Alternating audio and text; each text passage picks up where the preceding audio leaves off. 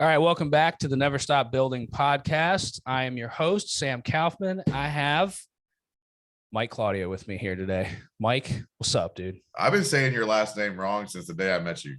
So everybody does. I never correct them. That also is a sign I've never listened to your podcast. I feel kind of bad about that. Like you didn't have to. You didn't have to say it out loud while we were recording, but I guess you are. You know, people don't get this about me. I don't consume social media and content. I distribute it, and then I engage with my audience. I'm not a social media or content consumer. Yeah, I mean that's cool. I've listened to yours, but it's whatever. It's fun. It doesn't matter. We're past that, I guess now.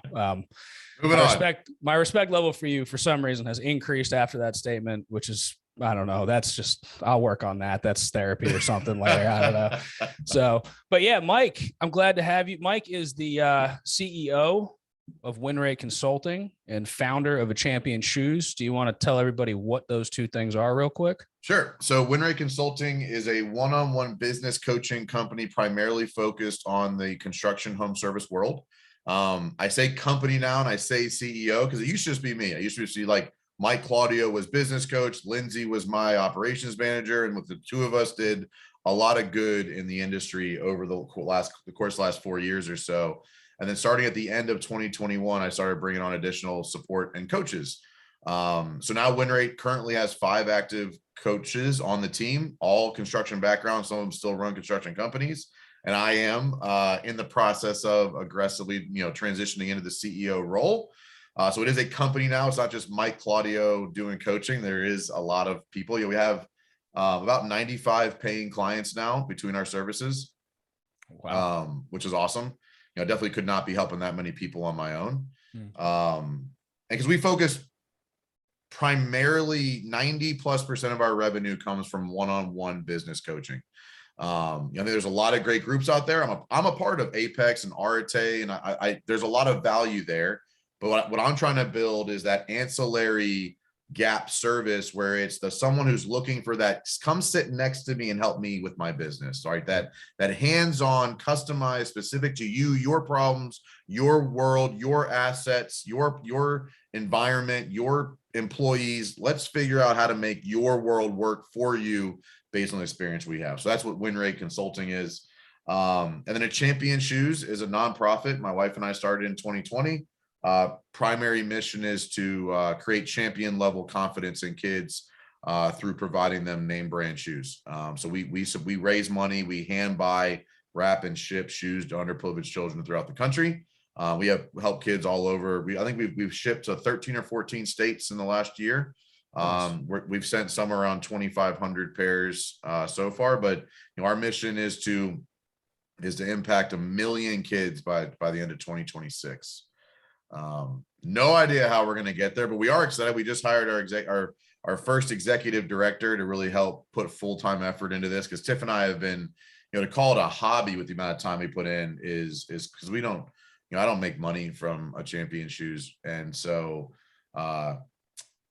our focus needed to be on WinRate as WinRate has scaled. And so now hiring somebody to full-time run that as a business and really take it to the next level is super exciting. Sure. And that's awesome. And congratulations on Thank all you. of that. Yeah, appreciate it. So yeah, I'm really pumped to have you here.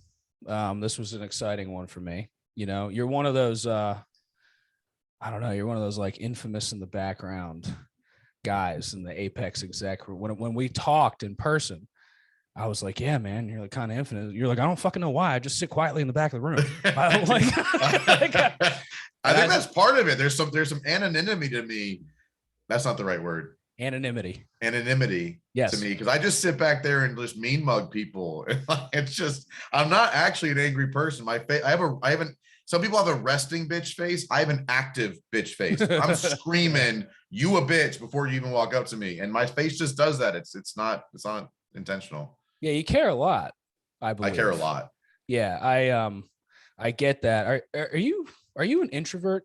Yes. More than, yeah. Okay. So it's funny. Like my wife is an introvert, and she cares a lot in a very similar kind of like, honesty is caring, right? Mm-hmm.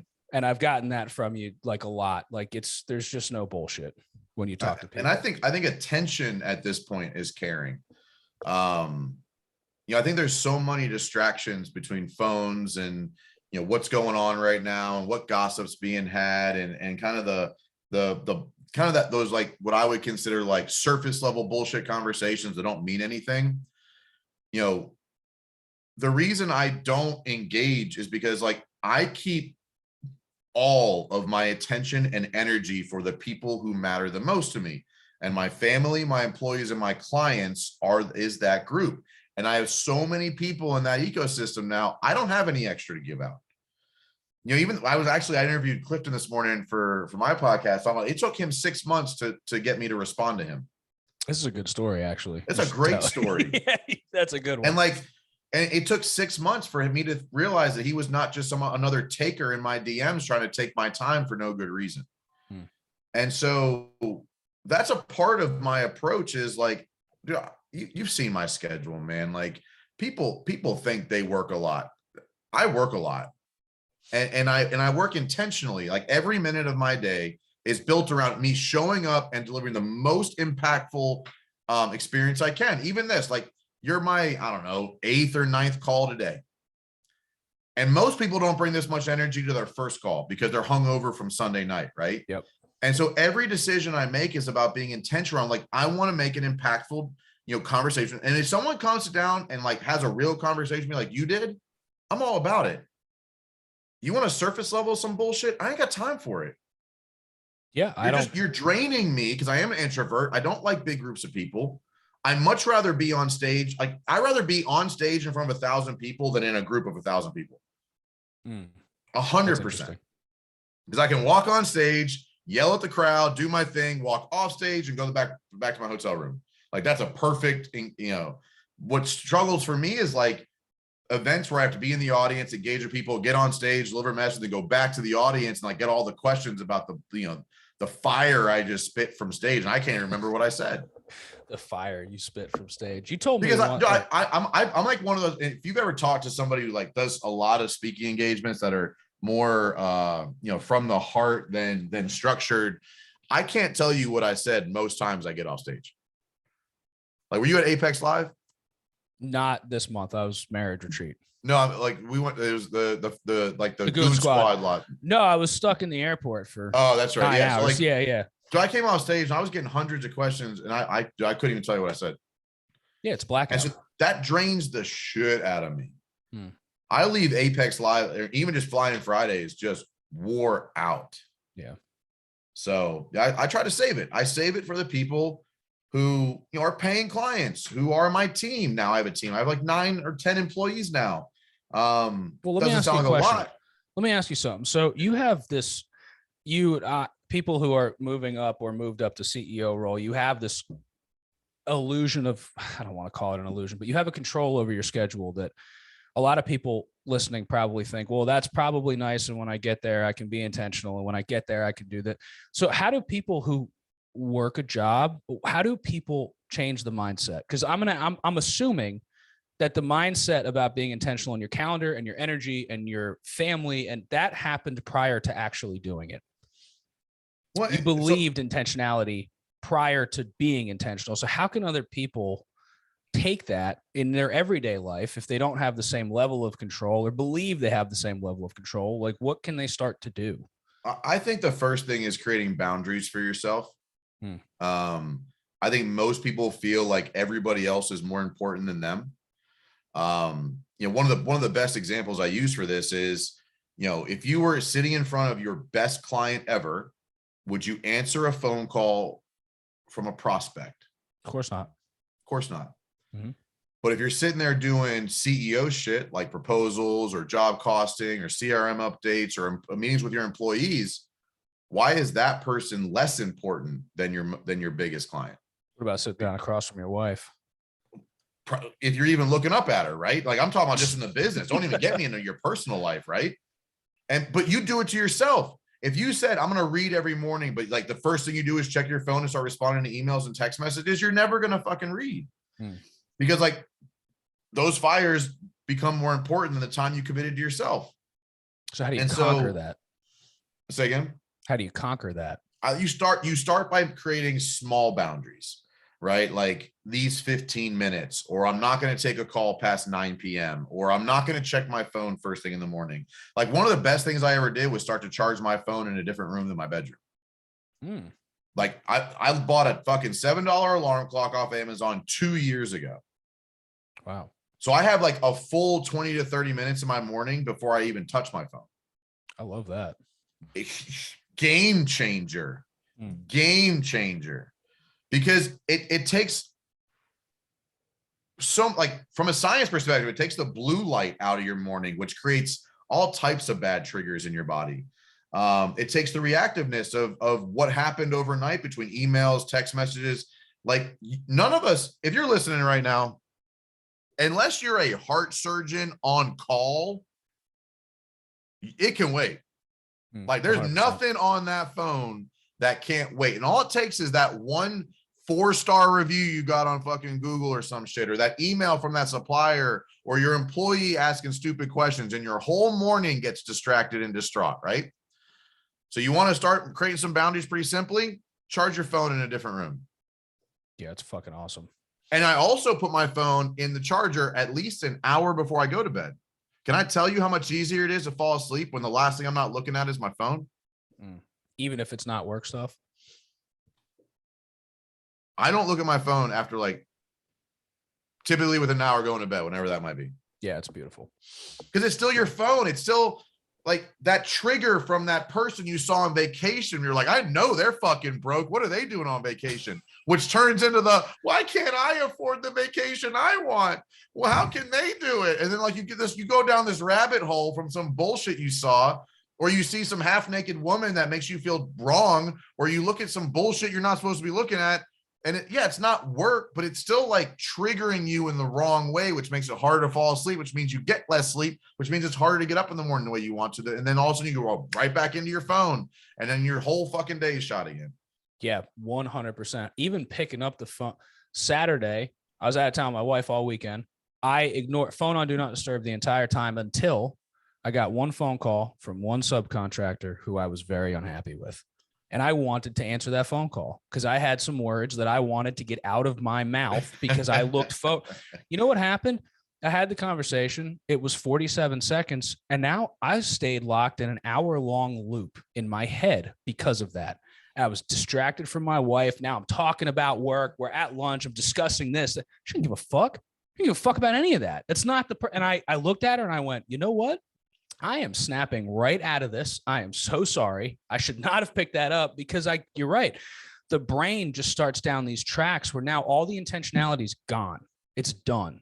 So I learned that lesson. Really, it struck me. I used to golf a lot, like a lot more. I haven't golfed in over a year, but I used to golf pretty regularly, like a couple of times a month regularly, not like daily, but all it takes is one bad notification on your phone and your whole back nine's fucked. Right? And if it happens there, why would it not happen in front of your employees, in front of your customers, in front of your family? If you can't even enjoy golf after a bad notification, whatever that notification might be, what do you think you look like in front of your kids or in front of your wife or in front of your employees when you're not focused on who's in front of you?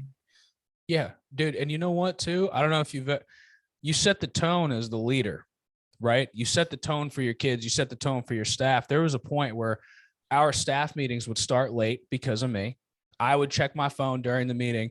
And then I was like, oh, I got to change all this. This is unacceptable. So I changed it. And then they'd come into the meetings late, checking their phones, computer. And I'd be like, guys, what the fuck? And like 20 seconds later, I'm like, I did this. I did this. I created this environment of it's okay to not fucking give each other any respect. Yeah. Not pay any attention to each other. I thought it was okay because I'm the boss or I'm in charge, like this was, if you ever tell yourself this is okay because I'm the boss, you should immediately stop doing that thing. 100%. Immediately stop doing that thing. But I feel that way.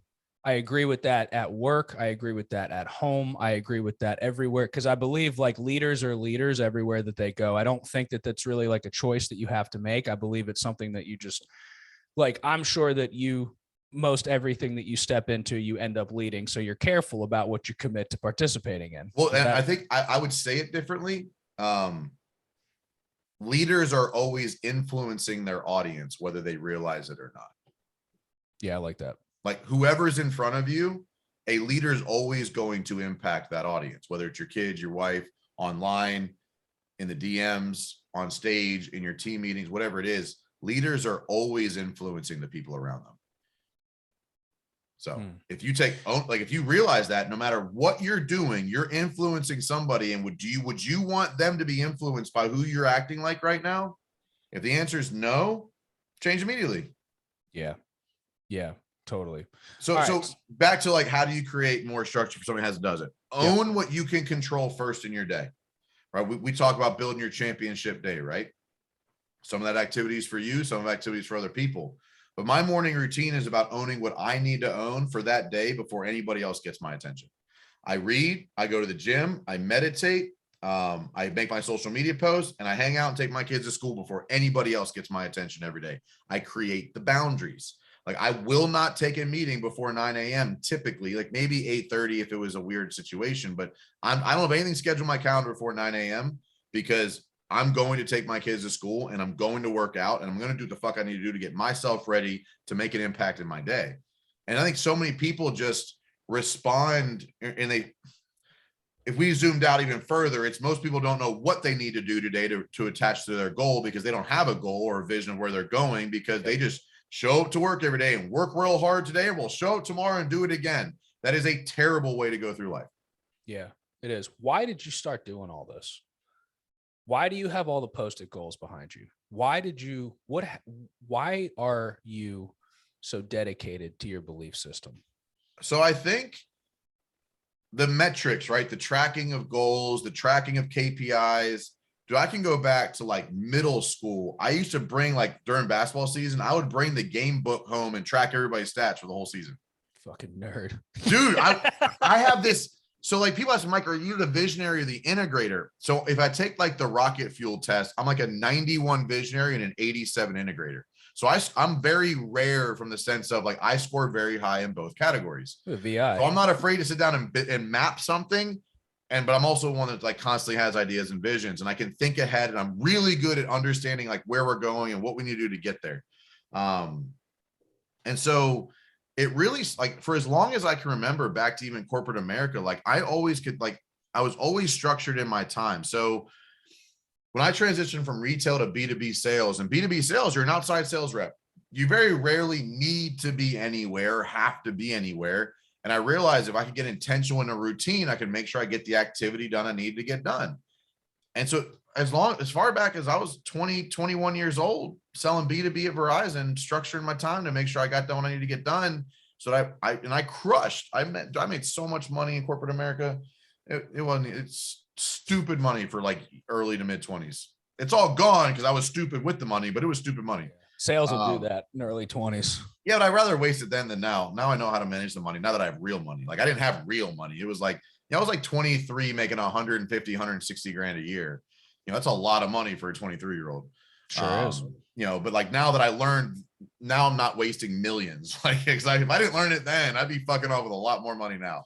But I think, like, if we look at the sticky notes on the wall behind me, which is, the goals we have for 2022, I'm really big on implementing, analyzing, and adjusting, right? So what you see now, what you see on these sticky notes and the process and the color coded and everything else, Tiff and I have been sitting down and doing, family and marriage and individual targets for like the last 8 years.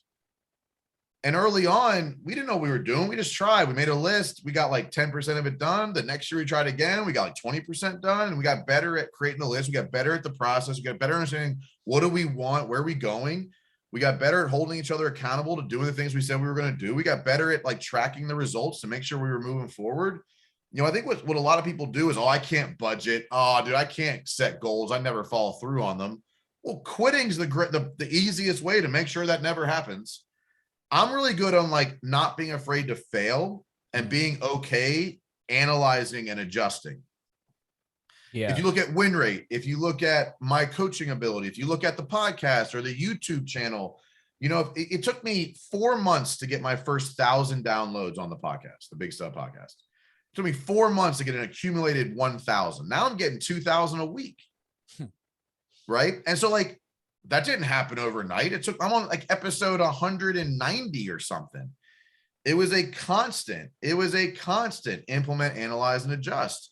And like you said early on, like, my ability to believe in what I'm doing is so strong.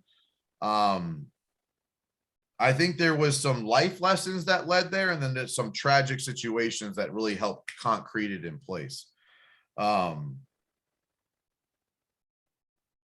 We'll start. Let's back up a little bit. I was Mr. Do what I was told. I had teachers, coaches, parents. I did what I was told, and I did it to the best of my ability. And so like going to college, working in corporate America, playing sports, I did what I was told, and I did it at a very high level. What I didn't know how to do was think for myself. And so I did the college thing. Didn't work out. I failed out of college freshman year. I actually have more college credits from high school than I do from college. That's interesting. Yeah. Okay. Failed out of college. Got a job in corporate America. Successful. Went to management, went to B2B, making, 150, 160 grand for like the majority of my 20s. But I hated it. I was fat. I was miserable. But I was never one to let pain or dissatisfaction stop me from doing the work. I think you learn that as an athlete, right? It's supposed to hurt. Yeah. At no point did I ever start making decisions on like things I actually wanted or enjoyed. And so year after year after year, like at one point I was 320 pounds. I was drinking 7 days a week. I was miserable. I was fat. I was uncomfortable. I was quote unquote driving the Cadillac, had the house, making it, over 100 grand, had a good job. Like I was living the life I was told I was supposed to love. And I didn't. I hated every minute of it. Imagine that. And so what you see right now in me, because we've only met over the last, really 4 or 5 months. My self-belief came, unfortunately, after I attempted suicide in 2019. I realized I was living for everybody but me, and that led me right down into a deep, dark hole. Even with all the money, the Cadillac, I hated the it. house. Yeah. I hated all of it. And so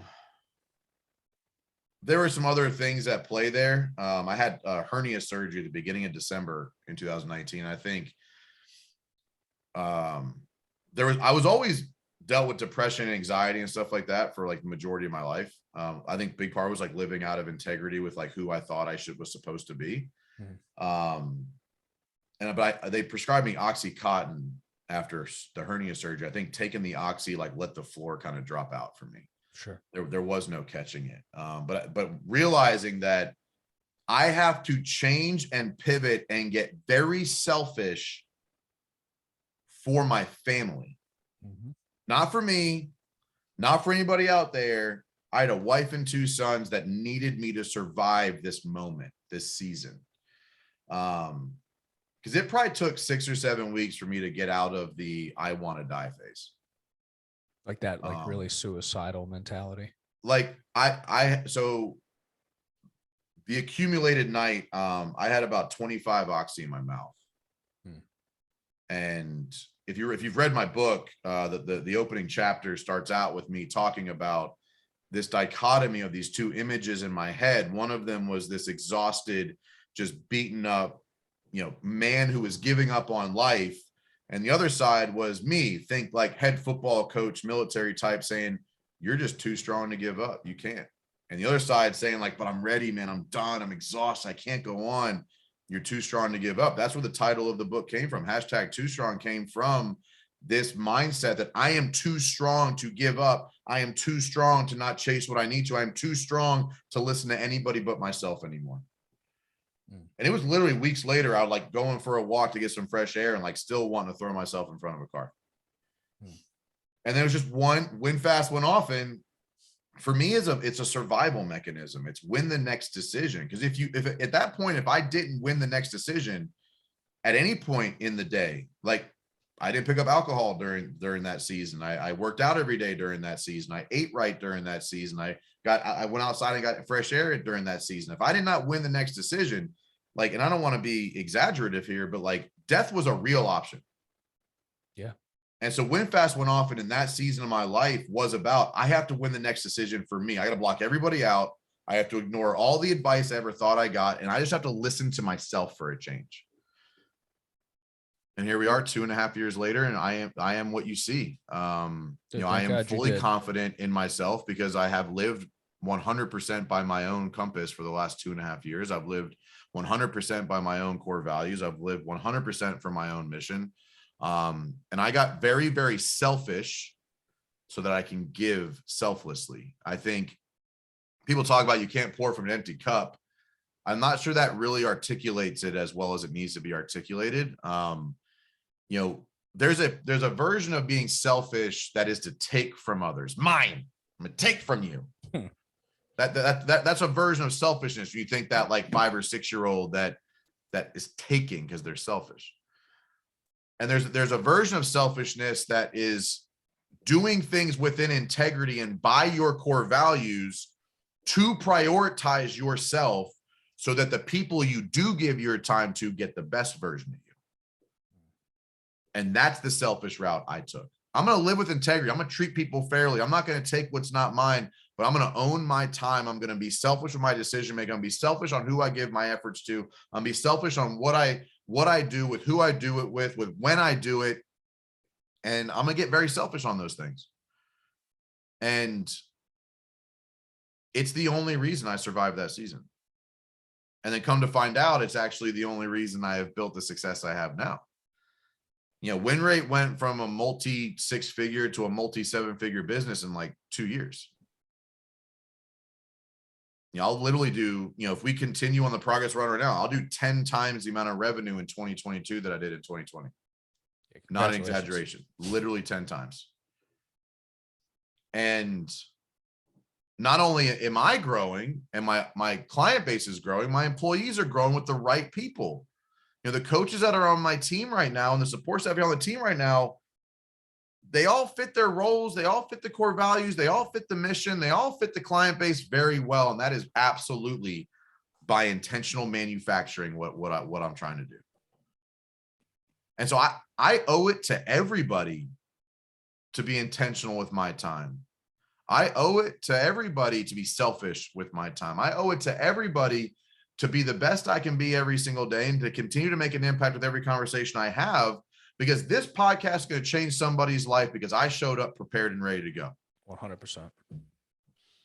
It all matters. It all matters.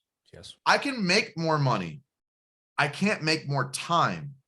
So why would you like penny pinch your dollars, but then waste your fucking time? Thank you. And so back to your question, how does somebody get started in getting intentional, right? You want to really fuck with your life? Every 30 minutes for the next 2 weeks, write down what you spent the last 30 minutes doing. Set an alarm on your phone to go off every 30 minutes. And every 30 minutes, take 30 seconds and write down what you spent the last 30 minutes doing. And then tell me how intentional you're being with your time. You want to tell me you want to do great shit? This isn't to you, Sam. This is to everybody listening. You want to tell me how big you want to be, how much money you want to make? Show me your calendar and your task list. I don't live by that. Then you're full of shit. Yeah, you're done. There's no way you're going to get there. And so you want to really fuck with yourself and realize how much time you are actually wasting from the minute you wake up to the minute you go to sleep every single day. Track what you did for the last 30 minutes. It will change your life. First of all, thank God you started winning fast and often, and you're still here. I want to say that. I know you probably heard that 897 times telling that story, but thank God. I just wanted to, I don't think you need to get to that point. I think 99% of people are halfway there. I think 99% of people are living out of integrity with themselves, hate their fucking life, blame their spouse, blame the boss, and I just wanted to say, I think it's time to take an inventory. I think it's time to take a time inventory. You know, you talked about getting intentional with the marriage and the goals and all this stuff and blah, blah, blah, blah. You know how many people I hear tell me that they can't budget because their significant other spends too much, or they can't get intentional with their calendar because their significant other schedule stuff that this, and this. And I don't know about you, but when my wife and I started to set boundaries with each other about these exact things, our marriage improved tenfold. It all comes down to proactive communication, man. Yep. Core value number one. It's my core value number one for a reason, because it helps everything. But if you said, I can't budget, I can't manage my time, I can't, yada, yada. If you just said I can't to anything we've talked about in this conversation, allow me to be the first to tell you you're full of shit, because you are in full control of your life. If you're fat right now, it's because you're putting shit in your mouth, not because someone isn't cooking you the right food. Tiff and I ate different dinners for 2 fucking years so that I could lose weight, and she wasn't as focused on it at the time. Sometimes you have to be the leader of your family and show her or him that if you be consistent and get focused, you can actually accomplish more, because most people don't think they can. Most people don't think it's possible to dream and actually get there. Most people don't know how to be intentional and structured. And so go do it. I had to do it for 2 or 3 years before Tiff got on board with what is possible. So if right now you're saying there's somebody in your life stopping you from living the best version of you, full of shit. You're not even full of shit. You are just lying to yourself to give yourself permission to not make changes. Bottom line. Lying to yourself to give yourself permission to not make changes. That's fucked up. That's fucked up. Now, what happens when you start telling yourself the truth to give yourself permission to make changes? You have to look yourself in the mirror and have shame and guilt for the way you've been treating yourself, and that's very uncomfortable for people. I agree with you. Every big change I've made came on the other side of a really painful fucking moment. Yep. When I went from 300 pounds to 220 pounds, it was because I looked in the mirror one morning in January and said, "You're a fat fuck, and I am disgusted with you." I'm sorry. I'm just being honest. I know that sounds rough. We shouldn't talk to ourselves that way, but that's what happens. Yeah, but everybody does it. You ain't alone in how you talk to yourself. Everybody does that stuff. Well, see, what's important now is once we start making changes on the other side of that, you said win fast, win often. And on the other side of making changes, I think that it's extremely important. This is one of the biggest things I'm learning in your coaching group is to acknowledge my wins. It's really not that hard to say you're a fat fuck, you need to lose weight, and then even start. But the only way it stays off is once you lose it, you go, good job. You killed it. Great job with that one meal. You did a great job on your choice of lunch today. You did a great job on your choice. Not I'll give myself a pat on the back when I lose 55 pounds. At 55 pounds, I'll be successful. Like, one of the biggest things I'm seriously learning with you, your coaching, your core values, and your team and Josh, is every win needs to be accounted for and checked off. Every single one. That's how we keep discipline and momentum in what we're doing. Would you agree? And that's why my championship days in my Asana. So I could literally check it off every day and show completion of it. And also follow through on the things I said I was going to do. If you're not tracking the important tasks in your day and physically checking them off, you'll wake up one day in the middle of the night going, I forgot to do that thing or call that person or send that email. No, that doesn't happen to me, because like, I can't tell you, probably on at least a weekly, maybe a daily basis, there's something in my task management system that reminds me of something I completely forgot about and got done because I set myself up for success. It's probably daily at this point with how fucking spread thin I am, but like definitely on a weekly basis, I go, because it's the last thing I do before I like kind of shut down for the night is I look at my task manager. Did I complete everything I need? Oh shit, there's that one thing. Send an email, follow up to that thing, set up that thing for tomorrow, whatever. So I don't go like, you're never going to hear from me like, oh man, dude, I'm so sorry. I totally forgot about that thing. You're never going to fucking hear me say that. I might say, hey dude, sorry. I knew I told you to yesterday. I just realized I didn't. I caught it quickly. Here it is.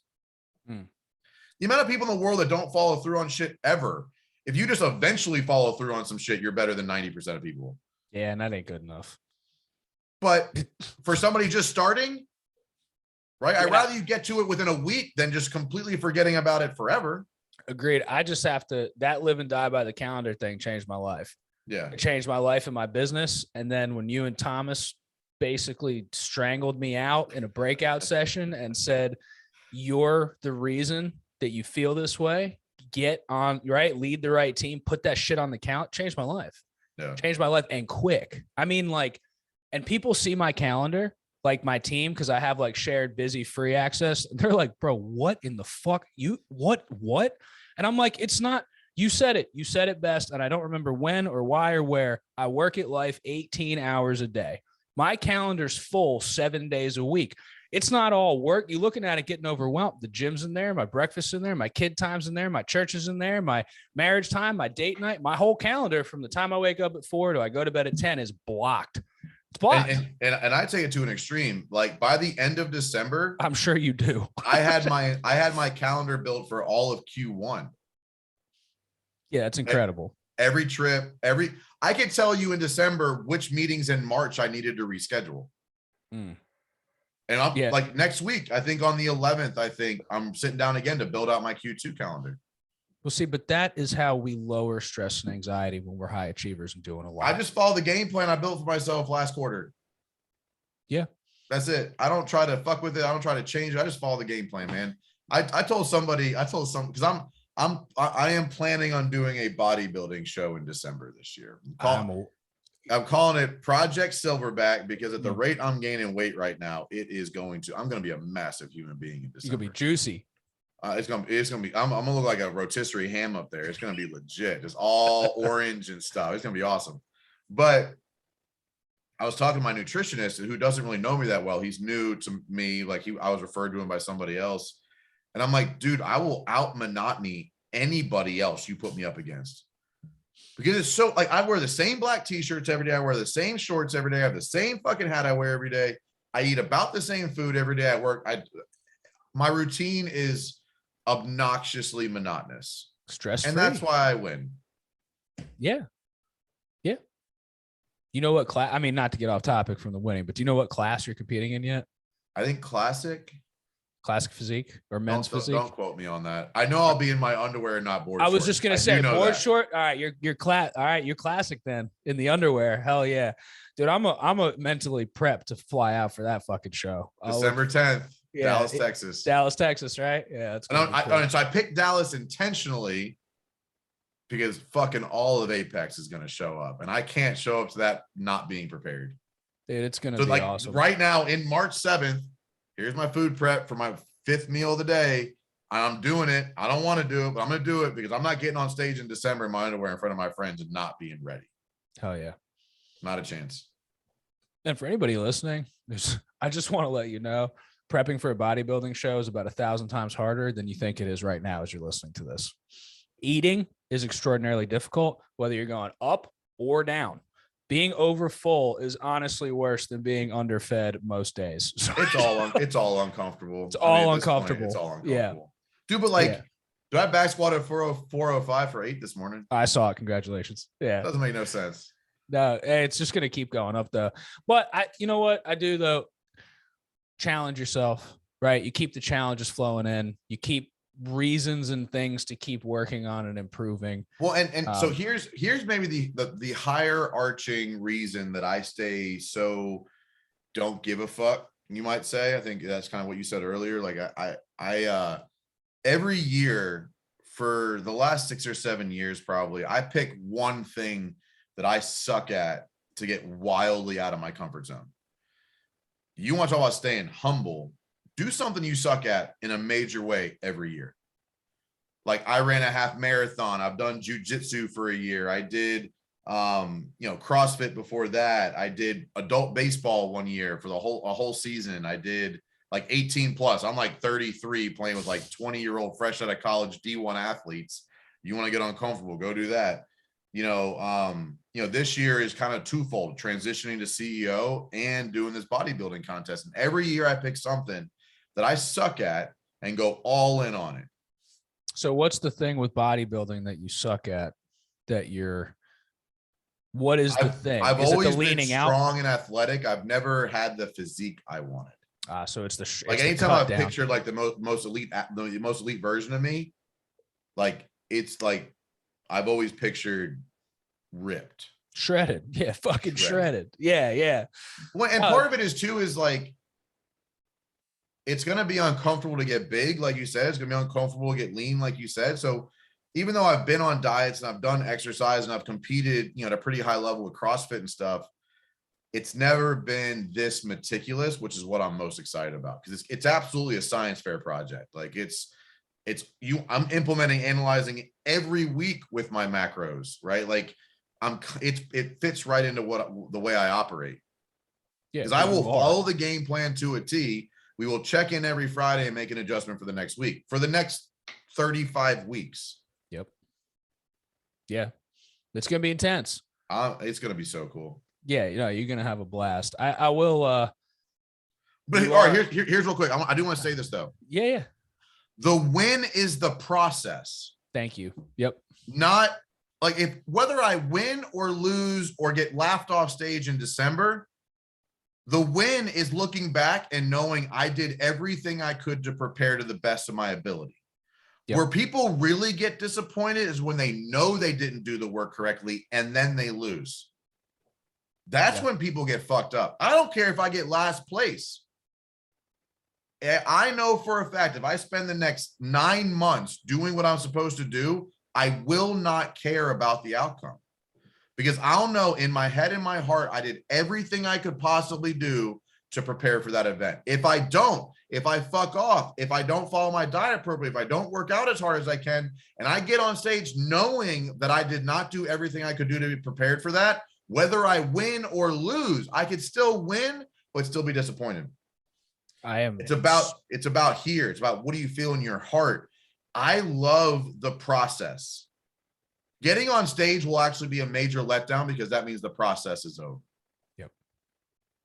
I fall in love with the day-to-day process. The outcome I have no control over. Every single person I've ever spoken to who is successful in any area is in love with the process. I'm really glad you said that, because that's exactly what I was about to say was, well, hey, everybody remember Mike's been at this for years. It's, it's not about, I appreciate you saying that, because the trophy really doesn't fucking mean anything. And I believe that people quit halfway through things because they know they dicked off for that first half and say, well, fuck it anyway. And then there's a million reasons. I used to do that, million reasons why I'm quitting. But the truth is, I didn't follow the process and I wasn't disciplined up to this point. But it happens on both sides of the equation, because there's plenty of people out there get seduced by success, right? They achieve more than they thought possible, and then they take the foot off the gas. Yeah, it's dangerous too. Very dangerous. More so. Yep. It's more so for sure, because more people get hurt that way. Like I literally, win rate has scaled beyond comprehension for me. So I don't think about it. I just focus on today. Yeah. Right? Who needs my attention today? Who do I need to show up for today? What's the process today? We'll analyze and adjust in our Friday team meeting, and then we'll go get to work again on Monday. Like people get seduced by success just as much as they get destroyed by failure. Yeah. You will not get seduced by success, and you will not get destroyed by failure if you fall in love with the process. And everything will end up okay that way. I have to tell you, really, evidentially speaking, with everybody, myself included, being in love with the process and not caring either way, everything ends up okay on the other side of that. And not necessarily enjoy what the process better. And you have fun. And you have fun. I'm telling you, like I told you before the call started recording, which I walked it. So I had this overnight, unexpected layover in DC last night, overnight, got no sleep. I went to the gym before I came into the office, because when I got home, I was like, if I don't get my workout in, I'm just not going to feel right today. But I get in the office and my team kind of unloads these problems, right? Immediately, which doesn't usually happen. And I'm sitting and I'm getting stressed. And all of a sudden I'm like, whoa, wait a minute. Well, but can we backtrack and acknowledge that what y'all are communicating is what we've worked for 5? This is not a problem, guys. This is an opportunity. This is the opportunity we always wanted. All we have to do now is literally continue to be disciplined in everything that got us here, and we'll be just fine. And they were like, oh, well, shit. Yeah, I guess that's true. We don't need, right? It's what did you say? Reevaluate, readjust, a small reevaluation and a readjustment. That's it. And then discipline procedure. Everything doesn't need massive ultra creative problem solving. Sometimes it's just about staying in the process. Well, and it almost sounds too simple, right? Some people are like, I can't be that simple. Build a game plan for tomorrow, follow said game plan, repeat. Yeah. Like, yeah. I've done that. I've coached hundreds of business owners at this point. Bro, like, and I mean this with respect. You were in a fucked headspace in December and January. Oh, yeah. We're less than 60 days later, and you're on a whole different path simply because of a little bit of structure and implementation of it. To be clear, I'm literally like a different person than I was one quarter ago. Like, and I'm probably different than the guy who pulled you aside in that fly-in and said, "Hey, hi." It's like you do the thing with the stuff, and you were like, "Yeah, that's cool, bro. Are you all fucked up?" And I was like, "Yeah, I am." Yeah, you look scared. I was. You were lost, dude. I didn't know what to do. I didn't know who to talk to. And I was wildly out of discipline, and I was wildly impatient, and I wanted the secret. I just wanted, and I thought maybe talking to you, I'd find the secret. And I thought maybe talking to this person, and I meant it when I posted it recently, that I fucking really honestly figured out, or maybe I texted Josh. I don't know. The fucking secret is there's no secret, and it's just doing the work every day. It's just discipline and patience. The secret is literally showing up, giving your all intentionally to the thing in front of you, and then walking into the next thing the same way. That's it. I've never, sorry, this is your interview. I just got all fired No, it's up. great. But yeah, from December to now, from November, really, it's where it all started. But to now, between Apex execs and the champion circle with you and Josh and the people in it. And you're right, dude. It really has been, it was just these little shifts in the plates, just these little shifts that cause these massive earthquakes. So yeah. So it works. Yeah, that was it. So all that being said, I have nothing to add to anything that Mike said, because it's fucking Mike. So I don't need to add anything to that.